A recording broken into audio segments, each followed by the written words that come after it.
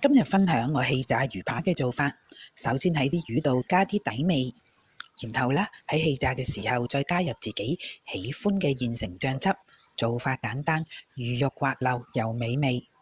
我有400g巴沙魚扒，1湯匙味淋，1/4茶匙鹽，1/4茶匙白胡椒粉，攪勻，掃喺魚扒嘅每一面，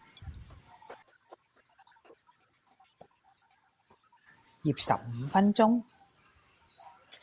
將醃好嘅魚扒放入氣炸箱，呢度係2茶匙嘅辣豆漿，將1半嘅辣豆漿搽喺魚扒上邊，亦可以用其他嘅現成醬汁，好似黑椒汁啊、蒜蓉豆豉醬等等。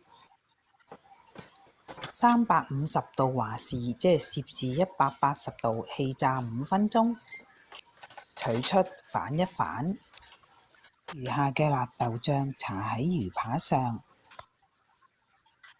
放炸箱。350度華氏，即係攝氏180度，再氣炸5分鐘。睇下油香又靚啊！